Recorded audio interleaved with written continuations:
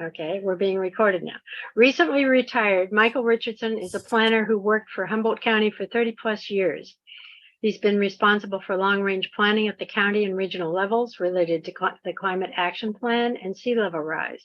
He recently obtained on behalf of the county a $1.4 million grant to address sea level rise countywide. And now I'm going to turn it over to Michael. Thank you so much for coming, and thank you to Michael. All yours, Michael. Okay, great. Thank you all.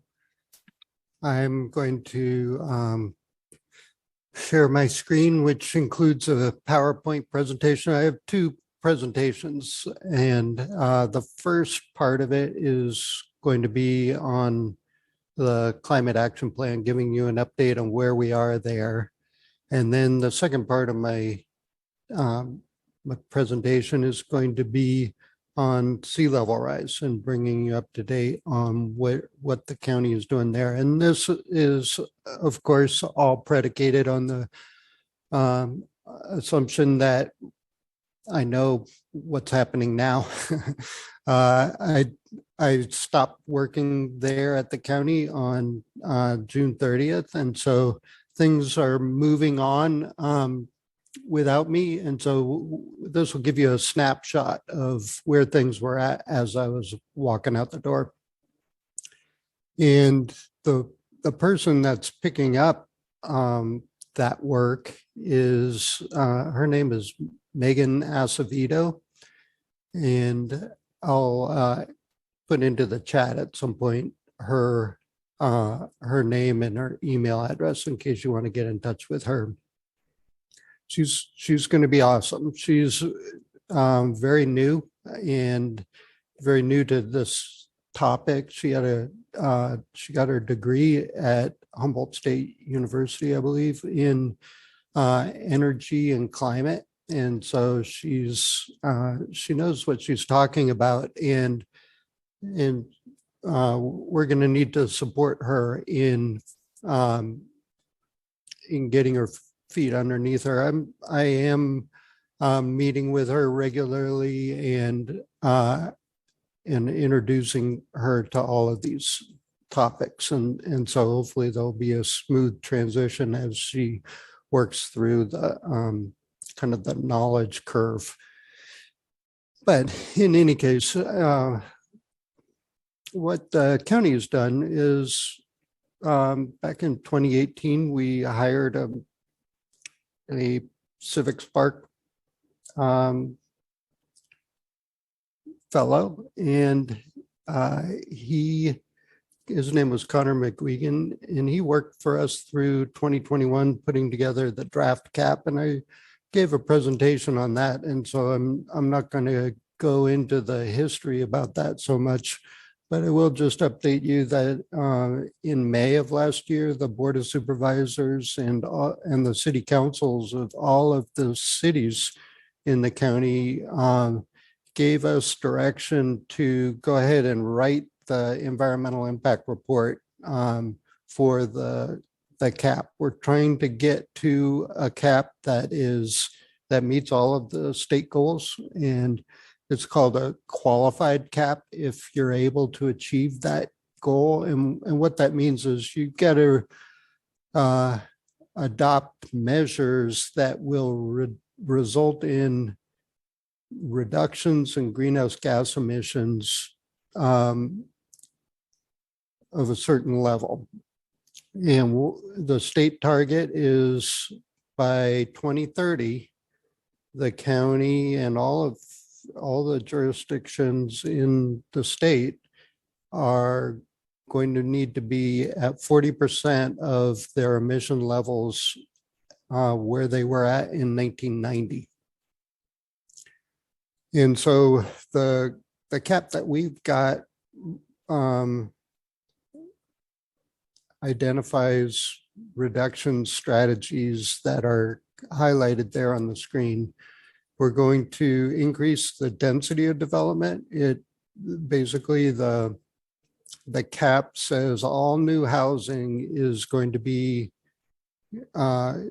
go into areas with public transit, and it's going to be in areas with public services. And the importance there is that it opens up opportunities for people to get out of their cars and not have to drive to work or to play. They're going to, or to, the market. They're going to be able to achieve all of those goals without getting in their car. And that's a key thing, because more than half of the county's emissions are resulting from automobile traffic. We're going to add additional bike lanes. Similar reason there. We're going to promote electric vehicles. And so for those people that just can't get out of their cars, we're going to switch the use of the fuel sources of those cars to electric. And what the importance of that is that if we can get our grid to be supplied by all renewable energy, solar, hydro, and those other types of renewable energy, then if we're successful in getting people to switch to electric cars, then they're going to be using renewable energy for that fuel source. And so that becomes an important target as well. We're going to the fourth bullet here, provide more opportunity for land use or transit use. And again, that's getting people out of their car. Increase the use of low carbon liquid fuels, such as renewable diesel. And then this is a big one, this fifth one or sixth one, is switch from natural gas to electricity in buildings. And the cap doesn't limit its scope to just buildings that are using natural gas. It also targets buildings that are using propane. And this is key because a good portion of the goal is going to be met if we're able to achieve this, if we're able to get people in their homes to be using less natural gas for their clothes dryers, for their heating, and for their cooking. And so if we can get them to switch out from propane or natural gas for those purposes, then and we get them to use electricity instead, then again, that's going to be drawing from this fuel source that is renewable. And so we're going to be able to achieve a reduction in our greenhouse gas emissions that way. And then this last one, increase the energy efficiency of buildings, is another important goal. And let me try to, there we go. And so as I was mentioning, the switch out from vehicle use, the fuel source of vehicle use from a fossil fuel source to a electricity or fuel cell, hydrogen fuel cell source is an important part of the cap. And then you can see in those bottom two slices of the pie, we've got passenger vehicles, and that's where you guys come in. Is the if you haven't already, if and I put myself in this category as well, if we haven't already switched out to electric cars, we need to be making that switch. Our goal is, it's super aggressive, and frankly, our consultants that were that are helping us with the environmental impact report for the CAP, they have put us on notice that these goals that we've set for ourselves in the CAP are not achievable given the data that are accompanying the measures. They have asked us directly to better support our assumptions that we're going to be able to meet the state targets. And what that means is that means that that we've either got to figure out a way to justify what our assumptions are, and what those assumptions are we will by 2030 have 18,000 cars in Humboldt County being operated. These are passenger cars. We will have 18,000 of those in operation that are electric. Right now, we have about 1,800. And so we've got to multiply by 10 times the population of electric vehicles in Humboldt County in order to meet the goals that are set in the CAP. Hugely ambitious. How are we going to do that? The CAP says we're going to have these incentives, and there are some tax incentives for switching to electric vehicles, that's for sure. But there's some issues that we need to wrap our heads around. Like, for instance,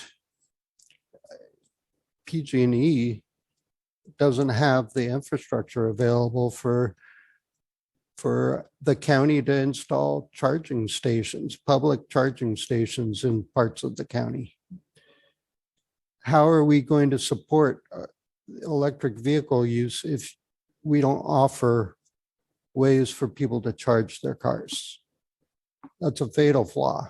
And so that's work that is being done right now. I've done some research and figured out that, given the kind of the past adoption rate of Humboldt County, we're tracking what's happening in other jurisdictions in the state. And the statewide average is our adoption rate of electric vehicles is very similar to what's happening elsewhere in the state, despite the fact that most people, when they buy electric vehicles, don't get them from local car dealers. They have to go elsewhere to purchase their vehicles. That is not a constraint that is hindering the adoption of electric vehicles in Humboldt County. But if you say, all right, we're going to go at about the same clip as we have been for the last 4 years. The net increase of the electric vehicles on the road is going to be similar. There's going to be a similar increase into the future. That gets us to about 12,000 vehicles. We need to get to 18,000. That's the goal that the CAP sets for us. It's an ambitious target. And the way that the CAP was written was to say, all right, here's the statewide goals. We want to get to 40% below 1990 emission levels. What is it going to take? Well, it's going to take 18,000 cars to be electric. They weren't so concerned, the people that were coming out with the numbers, and this includes me, we weren't so concerned with past per- performance. We had our eyes on, just tell us what it's going to take for us to get there. And so it's important that you recognize that this pushback that we're getting from the EIR consultants is we should have anticipated it, and some of the group did anticipate it, and it's putting us in a mode right now of having to come up with data to support these conclusions. And frankly, I'm not sure how we're going to convince our consultants that the measures that we've got in the CAP are going to achieve are reasonable and are substantiated sufficiently in order to say that, yeah, the goal that we've got in the CAP is okay. We're going to be able to hit that target. I don't know if that's the case. And so that's the passenger vehicle issue that is front and center for us. And when I say us, it's the county's taking the lead in developing this CAP, but all of the jurisdictions are participating. They are all joined at the hip with us in this effort. And so this is something that affects all of us. And so we've got these PG&E transmission line and distribution constraints that are kind of going to be headwinds for us. We've got the adoption rate, the historic adoption rate, the forecast using those measures is not looking good for our heroes on those two counts. And so there's work that needs to be done. And then this other big category, electrification of existing infrastructure, is that's another one that the consultants are pushing back on us, saying that our CAP is it's not well supported in its conclusions that we're going to be able to achieve the reductions necessary to that we're saying our electrification of existing infrastructure is going to result in. And what that means is, the CAP identifies a number of new homes that are going to be fully electric by 2030. Well, if you compare the number of building permits that are issued for new homes in the county and all of the jurisdictions, it does not equal the target in the CAP. And so you can't say that our existing building, if we just change the building codes, that all of these new homes that are constructed are going to be all electric. That the math does not support that. And so we've got to go bigger somehow. We've got to identify programs, additional programs to help people electrify their homes, to get them to replace their heaters, their propane heaters, their natural gas heaters with electric heaters, and their cook stoves. And those are the biggest ones in space heating, cooking, and what else am I missing? There's another one in there. But if our target, which it is in the CAP, is we're going to convert 6,000 homes to electric between now and 2030, we're not going to be able to do that with the existing rate of permitting new homes. Even if we were to tomorrow revise the building codes for all of the jurisdictions to say that, yep, your new home has to be fully electric, that's not going to result in enough homes being electrified in order to meet the cap goals. So the CAP's targets are ambitious, and we need to figure out how we're going to get there. Building codes are, those changes need to happen as well. And we need to go bigger than that. And again, one of the things that is going to be a real dilemma for us is PG&E right now doesn't have capacity for the number of new electric homes in some areas. And so we can't, I mean, in the Humboldt Bay area, the grid is fine.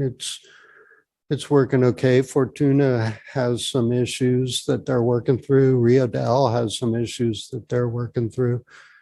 But the Southern Humboldt is really underpowered, literally, in terms of its capacity to provide electricity to all electric homes.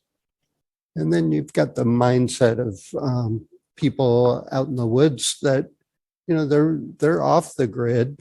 It doesn't make sense to require for a new home construction electrification when the end result is they're going to have to use a generator to a gas powered generator, a diesel powered generator in order to provide the electricity. That doesn't help anybody or anything.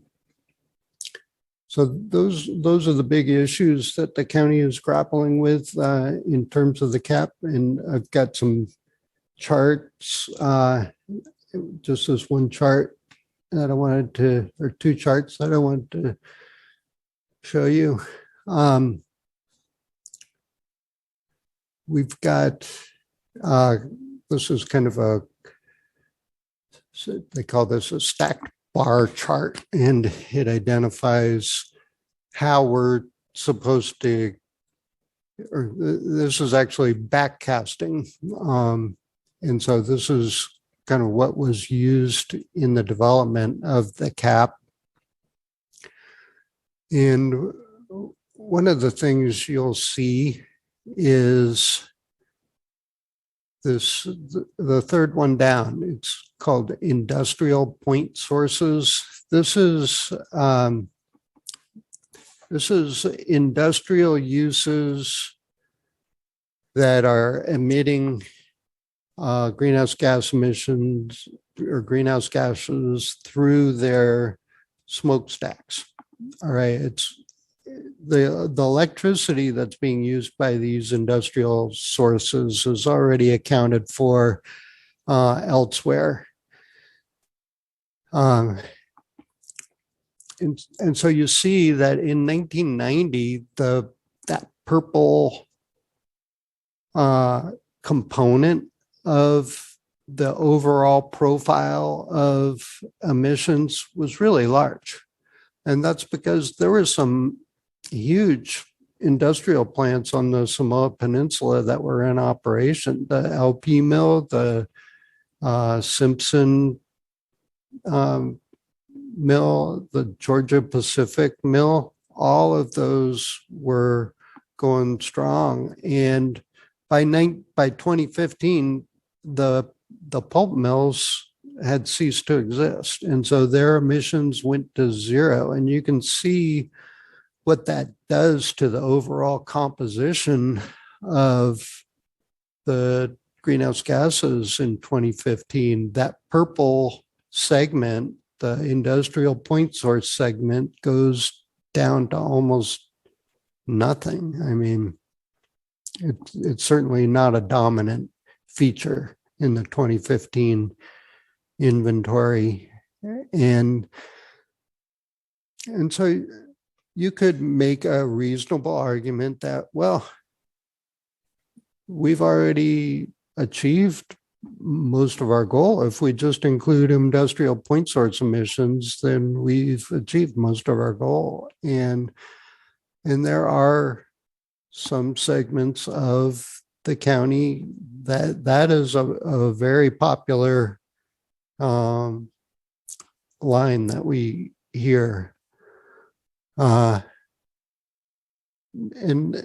the difficulty there is, and I'll just say this, the cap excludes industrial point source emissions from its inventory. The way it's written right now, the draft cap that is being reviewed in the EIR, it excludes those. And here's why it does that. It's because, first of all,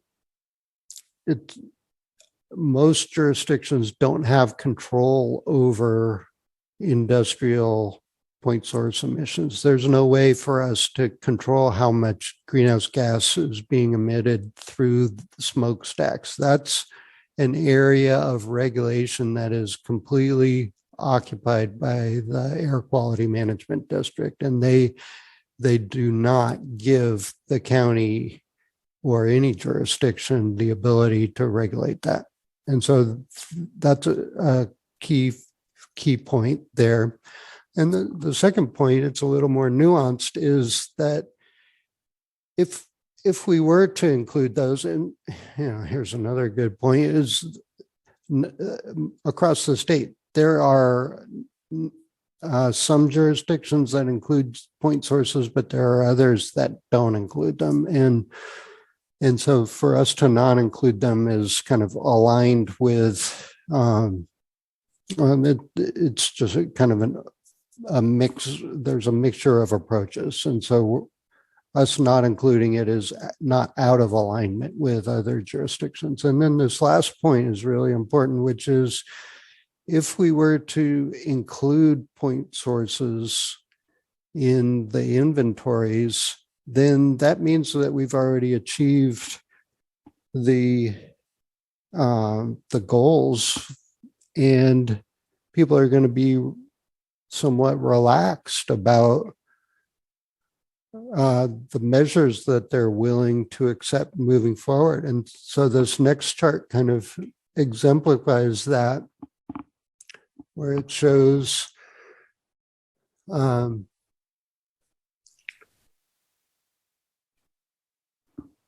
here's the I've got two charts here. This first one shows what happens if you don't include industrial point source emissions, and the cap measures is represented by a blue line there. And so you can see the statewide goal is represented in an orange line. And so the cap in 2030, if we take on all of these really aggressive measures, is going to just barely meet the state targets. But look what happens after 2030. The statewide goal starts dropping off the cliff. And that's because the statewide goal is in 2045, we are going to be carbon neutral in terms statewide. We're going to be carbon neutral. And if we were to just continue on with the measures, the assertive and aggressive measures in the cap right now, we're not going to achieve that statewide goal of net neutrality in terms of GHG emissions in 2045.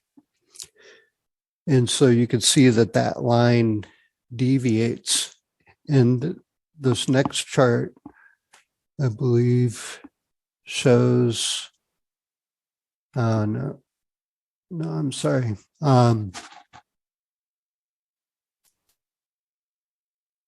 Yes, and so this chart up in the upper left-hand corner shows what happens if you do include point source emissions, you can see that we, I didn't apologize for not including the state targets, but we hit the 2030 goals pretty easily.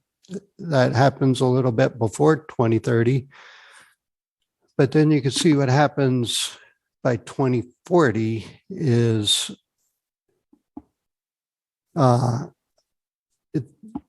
we're nowhere near zero. And so that this kind of is all to demonstrate, and I apologize that my graphs aren't a little bit more clear, but bottom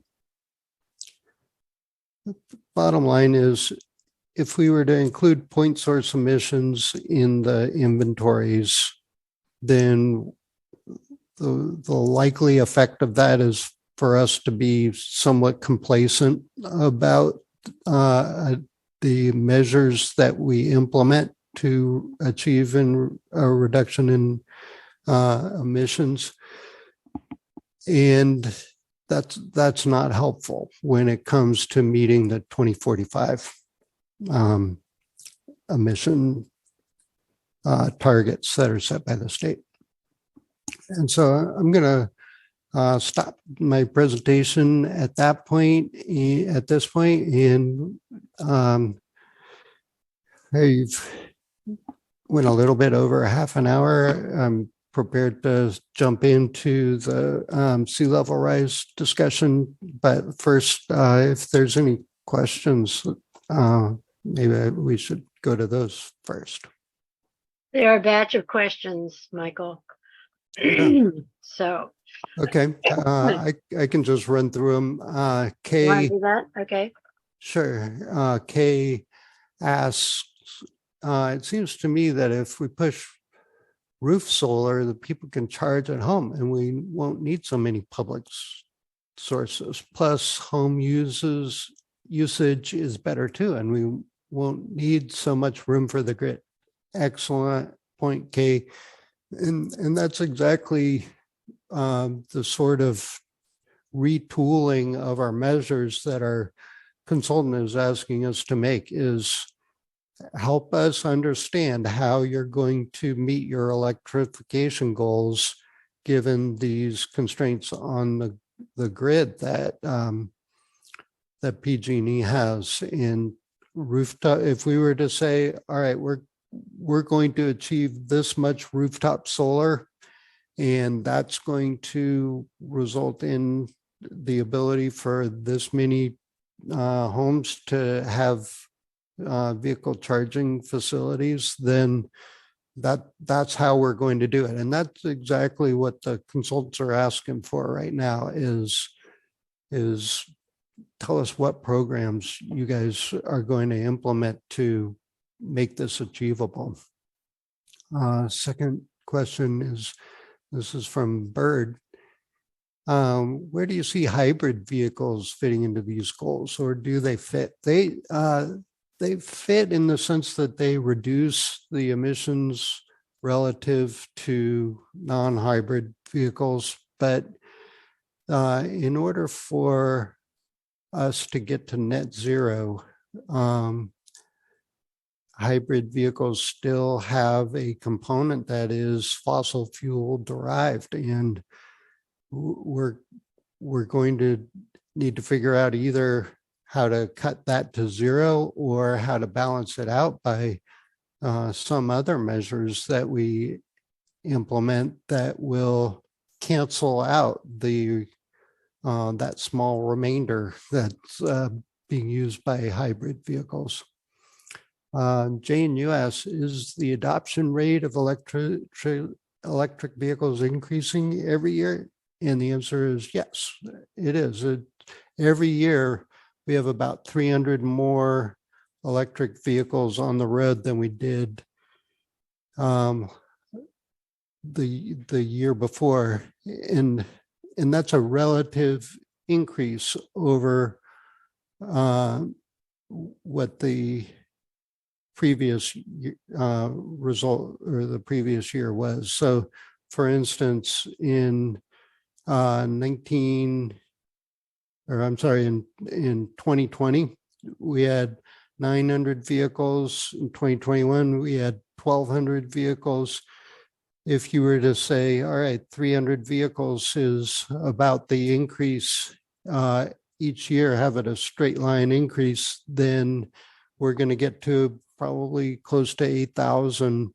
But the number is actually increasing every year. And so between 21 and 22, we didn't just have 300 new electric vehicle owners added. We had 500 added. And so there's this, it's not quite exponential, but it is a stepwise increase in the number of vehicles that are being adopted locally every year.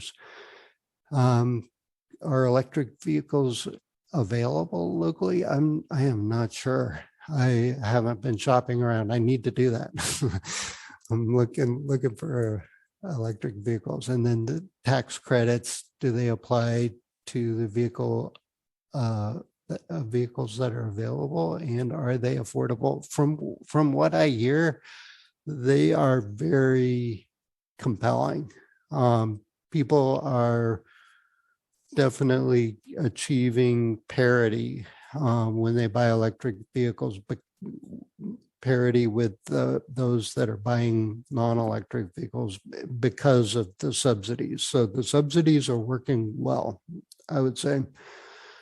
The next question is from Chris Richards. Looking past problematic electric cars phase, how do you see the prospects of hydrogen-powered vehicles for solving the issues locally? And that is definitely a part of the mix in the CAP. We identify a number of fuel cell vehicles that are going to be in the mix in 2030, and that is achieving results in terms of our GHG emissions. The problem is the fueling stations for these, and this is a statewide issue. They are few and far between. There are new things that are happening, like for instance, Humboldt Transit Authority recently got funding to purchase 6 hydrogen fuel cell vehicles. And so that is going to drive up the demand for local hydrogen fueling stations. And we'll see some happening up here on the North Coast. And that needs to happen in jurisdictions across the state in order for hydrogen fuel cell vehicles to really achieve a significant market share. And you know, there are people that are really point to hydrogen as a future important mix. We're not seeing that right now, but there are believers out there that say this is the answer, and so keep an eye on that. I'll be interested to see how that tracks. Jill asks, perhaps there could be future OLLI brown bag that would help homeowners understand the process of planning to electrify. Yeah, there are some amazing books out there, guides for that, and there's some consultants out there that do that. And Jane, take note of that suggestion for a future brown bag. I have. Okay, good. Kay adds, we can't rely on new homes. We got to put solar on existing residences and businesses, and that's true. And that is an important component of our CAP, is to electrify existing homes. And I think, Kay, you're speaking to the fact that, yeah, there aren't a whole lot of new homes being built. And then we've got Jane asking, is PG&E planning to add capacity so as electrification is possible, and within what time frame? Yeah, it's there are hopefully there's some legislative fixes that are going to apply and move PG&E along. The answers that they're giving us right now are really unsatisfactory. They're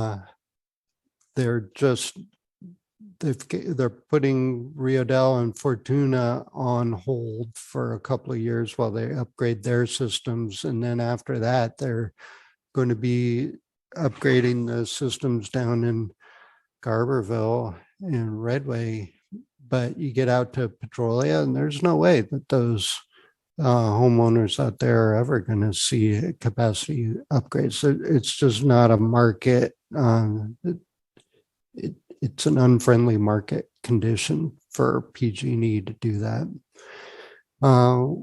Why is there no discussion of sea level rise? I'm getting to that, and that's from Melinda and Jane again. Oh, there you go.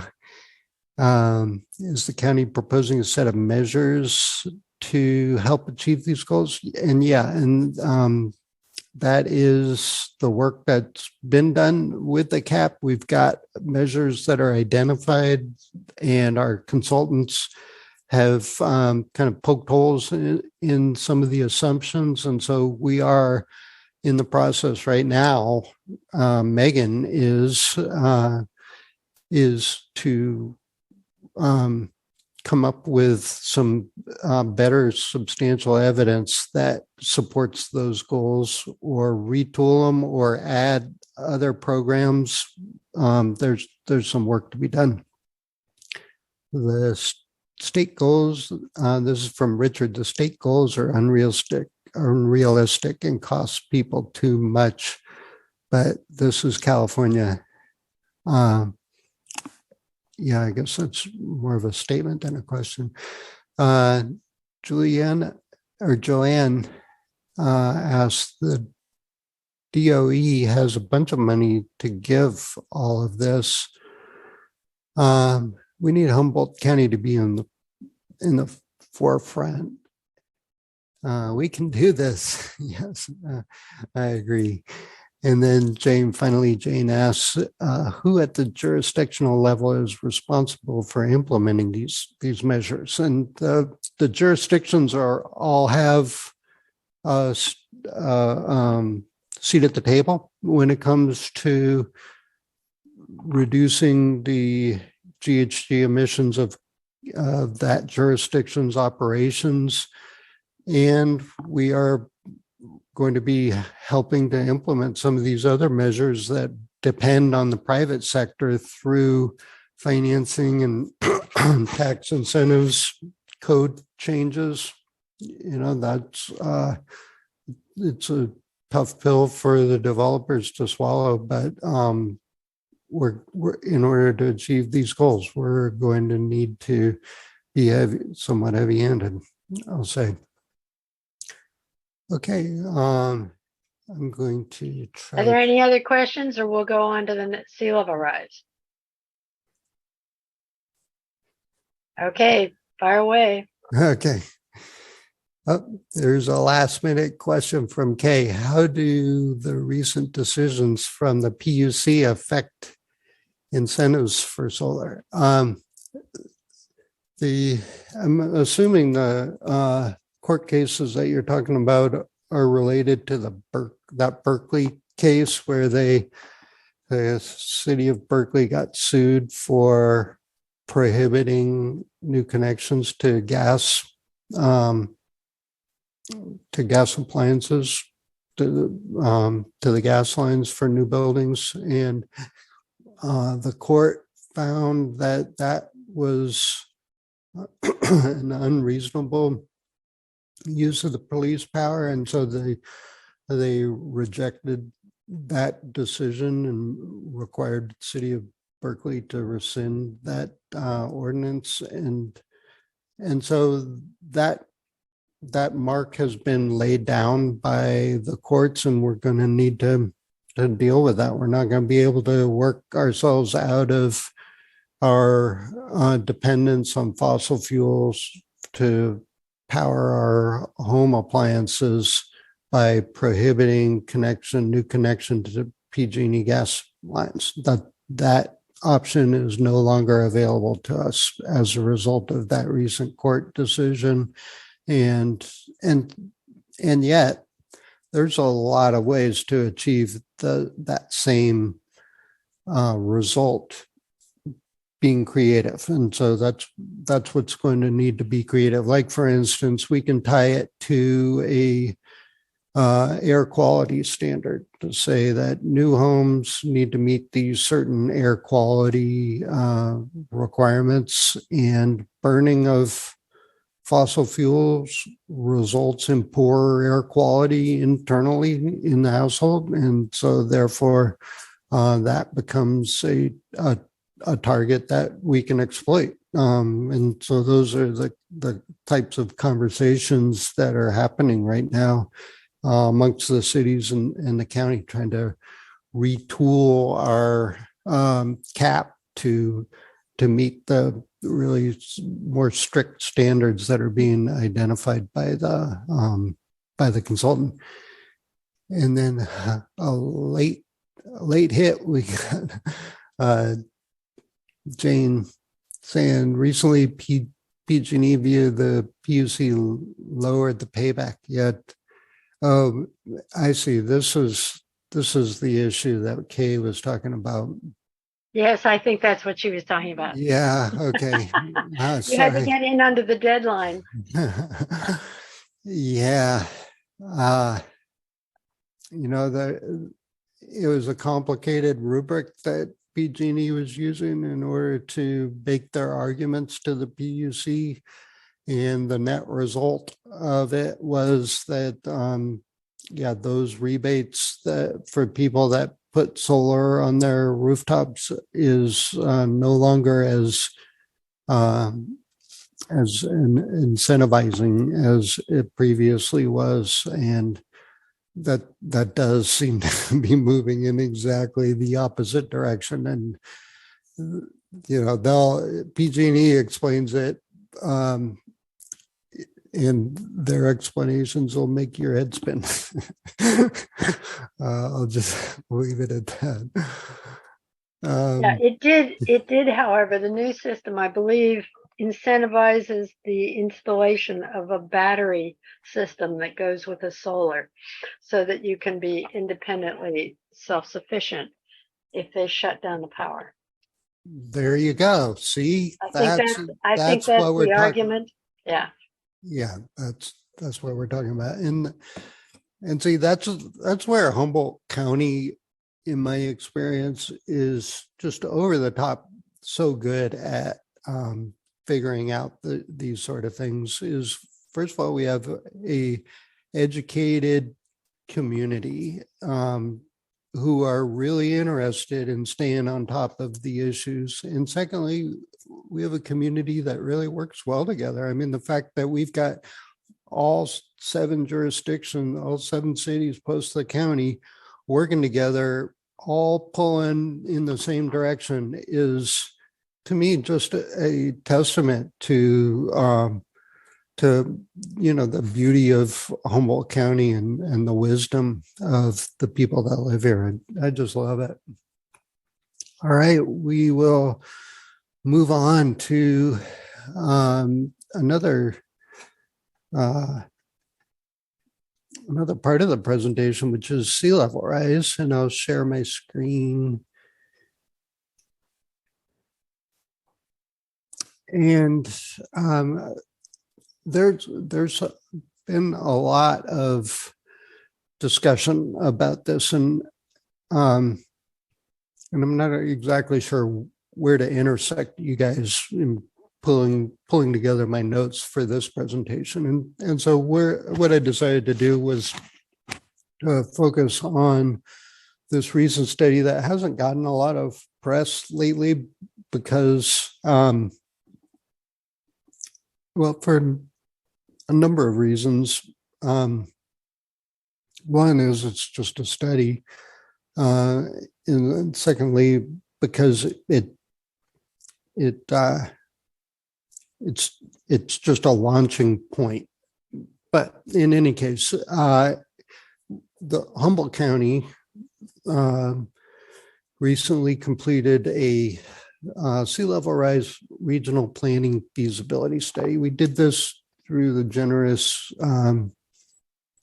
grant from the Coastal Commission that was awarded back in 2019. And so we hired this other Civic Spark fellow. Her name is Sarah Wickman, and she pulled together, along with Lisa Shikani in our office, pulled together this study that really explores whether or not it would be a good idea to approach adapting to sea level rise changes on Humboldt Bay in a collective kind of taking a regional approach. And of course, the connections that we've made through doing this regional climate action plan have been really helpful in kind of teasing out whether or not we could be successful in doing a similar thing when it comes to sea level rise planning. And so the study was completed in May of this year. And so I'm just going to run through a couple of slides that describe what's in that study. And this is available on the county's website. If you go to humboldtgov.org and then put into the text, the search box, regional sea level rise planning, it'll take you to, we've got a page that says right up at the top, regional sea level rise planning feasibility. And so check that out. That's got the study, not only this study, but it's got links to the precursors to this study as well. And we've had a bunch of people working really hard on this for more than a decade now. And so there's a lot of really good work that's available to you on our website. I say our website as if I'm still working for the county. I'm not working for the county anymore, but I still resonate with the work that they're doing. Okay, let's see if I can move forward. Yeah, this is an ambitious agenda. I'm not sure I'm going to be able to get through all of this. We're already at 1 o'clock and I want to allow some time for questions. And so I'll be pressing through this and trying to compress it into the next 10 minutes or so. Okay, so this was just kind of background information. It shows in the blue lines to the left are the current sea level, current high tides, and then you see what happens into the future. This is what we're talking about, is the seas are supposed to be rising into the future. There's pretty good documentation of that fact. And it becomes a real problem when it overtops the dikes. And so there will be a point. We are looking probably at 2060, where the dikes that we have right now are impossible to maintain because the sea level rise is just overtopping them with pretty much every high tide. So here's a map showing what that inundation looks like in the future. So we're projecting a 3.1 foot sea level rise by 2060 during a 100-year storm. And so this would be waters flowing down into the bay. And we've also got the sea level rise that's happening from the bay, moving the water up into those watersheds.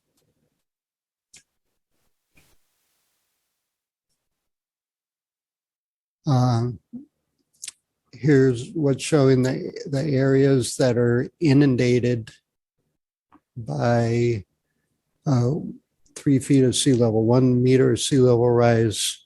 You can see in those different colors, the purple and the yellow, the green, the red, the tan, and the blue. These are the areas that'll be flooded, inundated by ocean, by the sea, when it gets to a meter above present day. And here's the projections.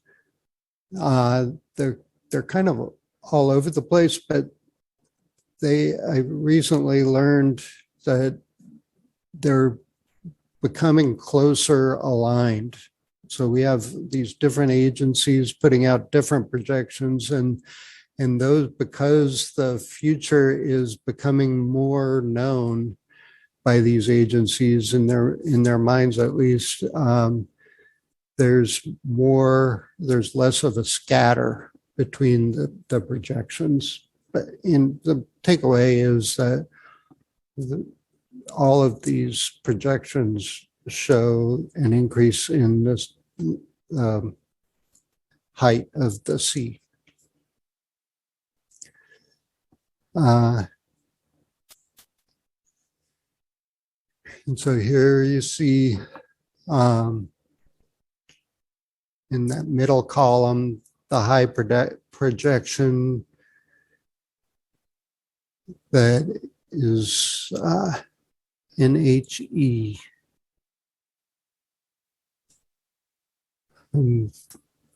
Forget, I used to know this. I think this is a local engineer that put together these numbers.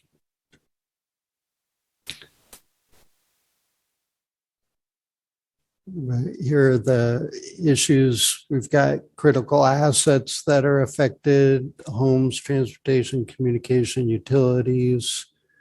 And what are we doing about it? What will we need to do about it? And the slide on the lower left talks about adaptation. And on the right-hand side is mitigation. Adaptation is keeping the water out. Mitigation is letting the water come in and dealing with it. And there's some good ways to do that.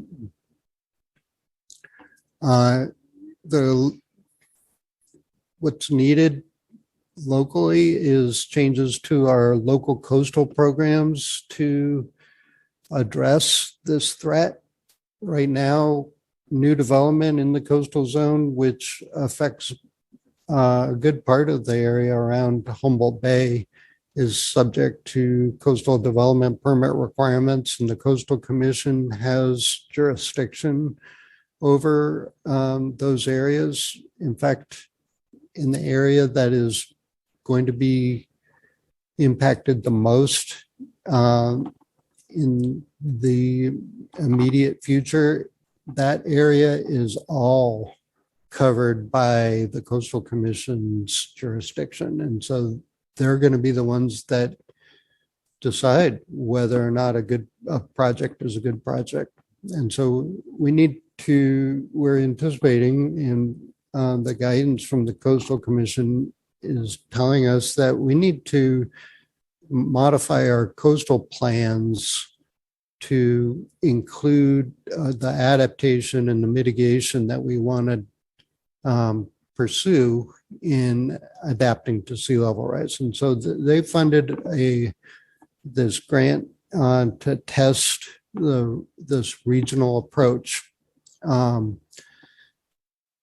whether or not it would be a good idea. And so this grant had three different components to it. First was outreach to those that are affected, the public around Humboldt Bay, people that live there, people that own property, people that are renting, businesses. We reached out to coastal professionals, those that are working in an industry that it's going to be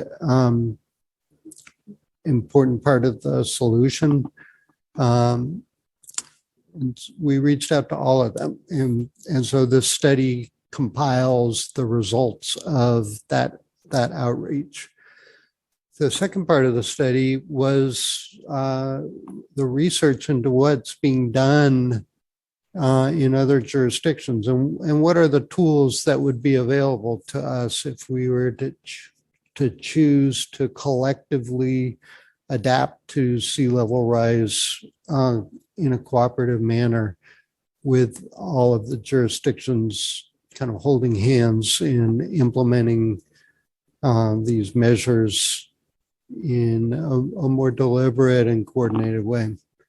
And then the third part of it was kind of broken up into two different sections. One is the planning frameworks section that talks about what are the different regulatory agencies that we could set up that might be helpful in developing this regional approach, implementing a regional approach. And then that last part of the study is the recommendations. Based on all of this outreach, all of the research, and the tools that are available, what are we going to do? And so here's a quick rundown of what that research showed. We connected with a lot of people, more than 700 people. And I'm not going to go into what was said. The results of the research are that there's a lot of people that are concerned about it and want the agencies to work together. And in fact, there was a significant number of people that are convinced that the flooding that we're already seeing during the king tides is a result of the sea level rise that has already occurred. This task two, this research, we looked at what are the different ways we could coordinate amongst the different jurisdictions. What are the frameworks that coordination could take? What sort of funding is available, and how could we develop a self-sustaining funding source? And then finally, what are all of the various regulatory feasibility pathway barriers that are going to need to be accounted for as we move forward.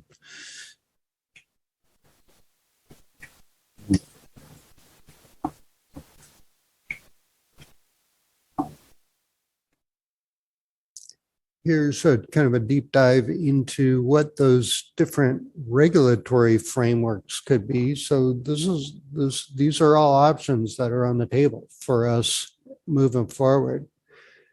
We can make our local coastal plans, our coastal plans. We've got the Humboldt County has the Humboldt Bay Area plan. We could align that with the city of Eureka and with the city of Arcata, and we could all develop these adaptation mitigation strategies collectively, that are reflected in each of our plans. And organizationally, there's an option to, or several options, how we might be able to coordinate if we were to, these aren't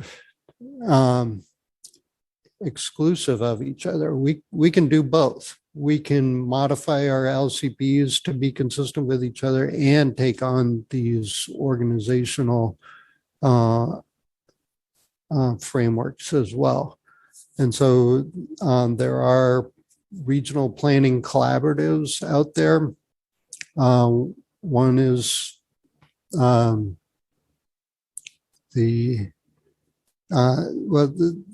what we're talking about here is kind of the guidance, sort of a collaborative. A JPA, Joint Powers Authority, would give that regional planning some teeth. And then special districts, another way to do that. And then MOU, MOA, those are memorandums of understanding or memorandums of agreement. And those wouldn't be setting up another entity. They would just be working with the cities in the county, kind of collectively developing these agreements.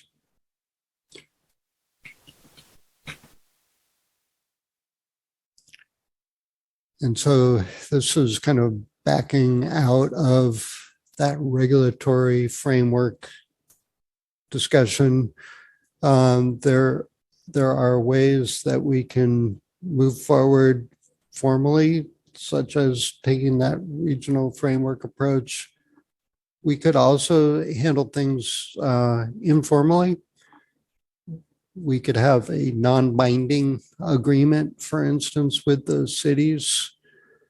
And so that is all on the table, up for discussion as we move forward with this. And I will say that this study kind of captures what we've learned in looking at what's possible. We've got another round of funding that was approved in November of last year, 2022, where we said, everything looks good. We don't see any impediments to working together regionally on sea level rise. And so let's go ahead and nail down some funding to take it to the next level. And so that's where we're at right now.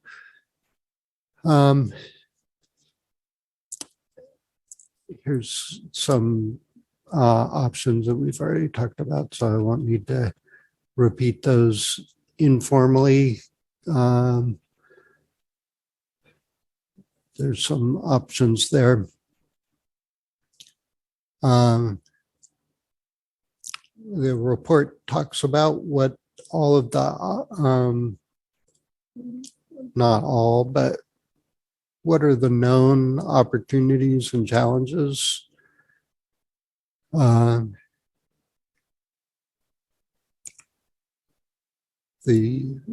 There's certainly some good reasons why we would want to work together.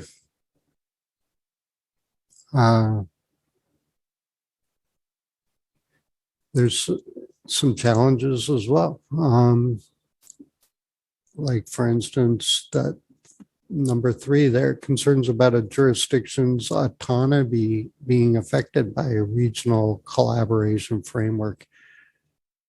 Yeah, how are you going to give this new entity that gets created through a joint powers authority?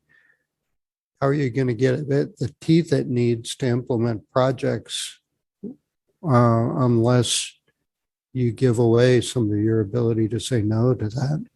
Those are some big questions that are are going to be hammered out in the coming years. So here's the kind of the recommendations of the study, and this will be the end of my talk. One is we recommend that the elected officials establish a decision-making process for collaborating on regional sea level rise planning to coordinate our efforts through facilitated meetings and workshops.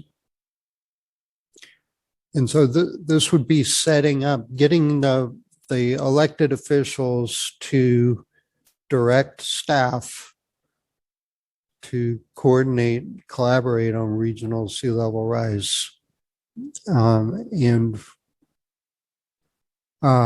set up a decision-making process for that collaboration.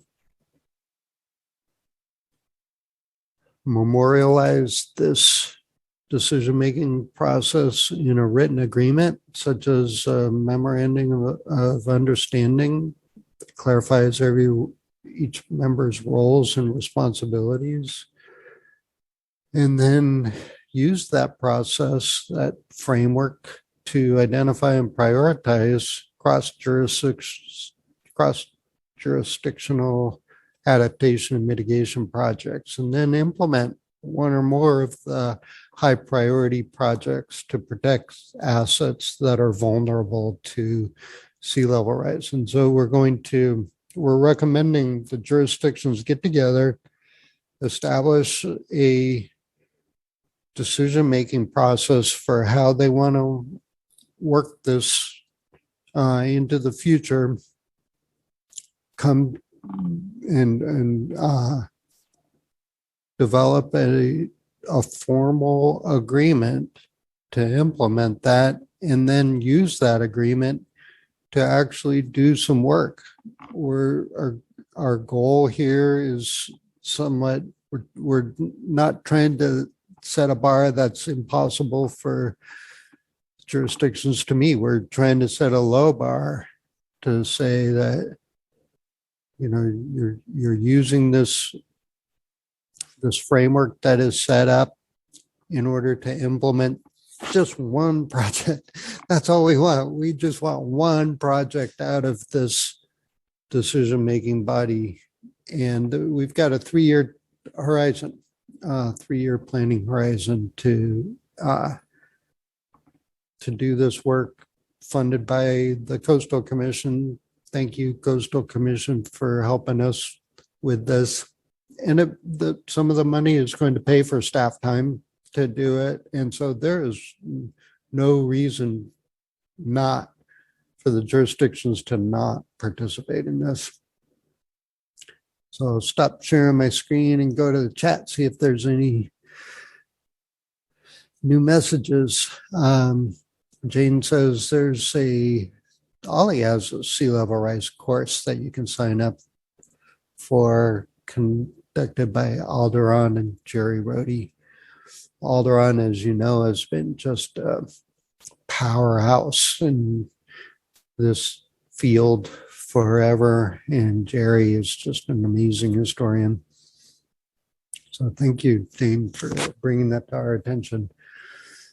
And she also says Arcata's local coastal plan hasn't been updated since the 1980s. Yeah, that's a problem. And then Joanne says, Michael, doesn't it make sense to separate out the local coastal areas from other geographic areas, like in the Gateway Plan? If the Coastal Commission is ultimately is the ultimate authority in these areas, why does the city of Arcata overlap in development plans in areas so vulnerable to sea level rise and all its implications? You know, you make a great point. And the Coastal Commission it's just amazing that they are they are front and center in dealing with this. And we're going to need to get them to the table. This is not an area where they are comfortable in roaming around, and they have historically been in charge of approving plans that are put forward by the jurisdictions. And then when it comes to implementing those plans in the areas that they're responsible for permitting, they look at those plans for guidance, but they don't necessarily pay attention to them. And that needs to, we need to figure that out, because if we've got projects that where the jurisdictions have come together to say, this is the high priority project that we want to implement, and our coastal plans have been modified to allow it.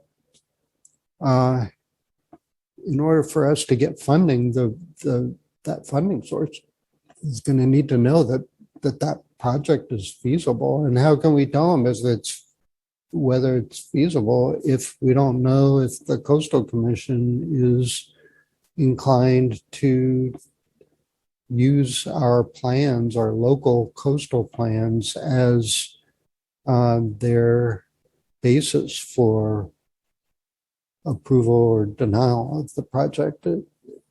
Right now, the way the Coastal Commission looks at it is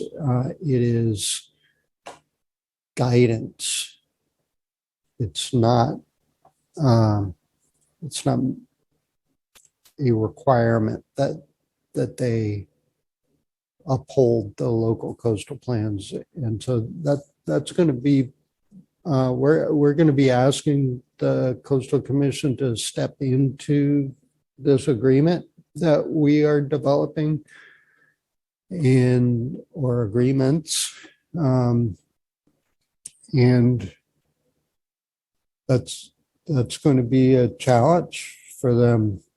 And so just like with sea level rise, our local constituents, our politicians, our citizens are really being assertive in the goals we're putting in front of the decision makers, and we'll see how that works out. I mean, I would love to be able to predict that this is all going to work, and I'm so supportive of the jurisdictions in doing this work that all I want to say is yes, absolutely. This is definitely going to do it. We're going to be successful, and they need help. They need our help to make it successful. And so I really hope that you guys can muster up some energy to help push the county and the Coastal Commission towards that shared vision that we have. Any All right. questions, anybody? Yes, no? And Michael, I want to thank you ever so much for giving this presentation, and excuse me, wish you well with your new adventures and staying in touch with what's going on with the county. I know you've been involved for 30 years and you want to stay involved in seeing this happen. So I want to let everybody know that next week on July 31st, we're going to have a talk by Kimberly White on transforming a community with an example of what they have accomplished in Valley West, with a lot of community engagement and leadership and grant money and Kuna's involvement. But how did she go about she's now on the Arcata City Council, but she was on the Planning Commission. And they've been working for years to get that community upgraded, how they've done it, and how well it's working. So I want to thank you ever so much for coming, everybody, today. And of course, I have some more questions, but I'm going to stop because it's almost time. My one question is, I know if a jurisdiction has a land use plan and a coastal plan, okay, that the Coastal Commission has to approve that. And when they do, they transfer authority to approve projects that comply with that plan to the jurisdiction. Now, if they haven't upgraded their plan and no new plan has been accepted, and they have projects like 5, 6, 7-story buildings in the coastal zone, what authority does the coastal zone have to put a nix on that project or say you can't do that when they have delegated authority on a 1980s coastal zone plan, coastal plan? Will they do anything? Will they intervene? Will the Coastal Commission intervene? Yeah. Well, they have two ways of intervening. One is in areas where they retain jurisdiction, their intervention is required, and so that I'm not sure if there's any of that gateway area that is proposed in an area of retained jurisdiction, but if there is, that's an important thing to note. And then the second way that the Coastal Commission intervenes is through their appeals process. And what happens there is a jurisdiction takes an action on a project that sometimes the jurisdiction's actions are reviewable by the Coastal Commission. And this occurs in areas where it's identified as an appeal area in the local coastal plan. And so you can see maps. Humboldt County's GIS has these maps. I'm sure the city's GIS shows these areas, these appeal areas where the Coastal Commission has the authority to appeal any decision, any coastal development permits that's issued by the city is appealable to them. And they can appeal that action themselves. It just takes one of the coastal commissioners to appeal a project to the entire Coastal Commission, 13 or so members of the commission, and they review those projects on a de novo basis, meaning that it's as if those applications have not been reviewed by the local jurisdiction. They take all of the facts, pros, cons, all of the public testimony, and they're evaluating the merits of the project as if the local decision makers hadn't acted. So in order to find out where they've retained jurisdiction, we look where? I know that county has maps that show the appeal areas and the areas of retained jurisdiction by the Coastal Commission. And I believe those maps, and you can go get there to our maps through the county's website, humboldtgov.org, and then type into the search box WebGIS. And there you're going to be looking for the layer that shows jurisdictional boundaries in the coastal zone.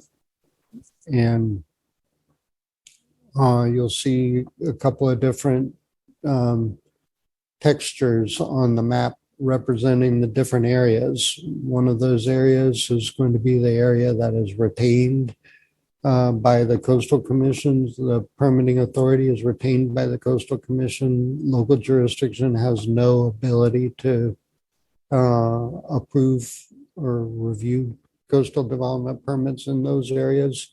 Another shade of another texture in that same layer is going to be the areas that are subject to appeal by the coastal commission. It's identified as the appeal area. And then the third shade is going to be the areas that have where the local jurisdiction has autonomy in developing and reviewing coastal development projects in those areas. I mean, it's kind of interesting because in the project in Indianola, the Coastal Commission intervened there. And I have no idea whether that was an area of retained jurisdiction, but they intervened. That was an appeal area. That was an appeal area. Yeah. Okay. Well, okay. Kay Escarda said, by next year, I expect all of you to be driving electric and sign up for something. For solar. Yeah. Solar rooftop panels. Yeah. Yeah. Well, Way to go, Kay. Yeah, we did this year, thank goodness. And several people have said thank you for making these presentations available. Thank you to Michael for the presentation. And one final note, isn't everything south of 8th Street in the Gateway Area Plan in the California Coastal Commission jurisdiction? That's a good question. We don't know. Do we know?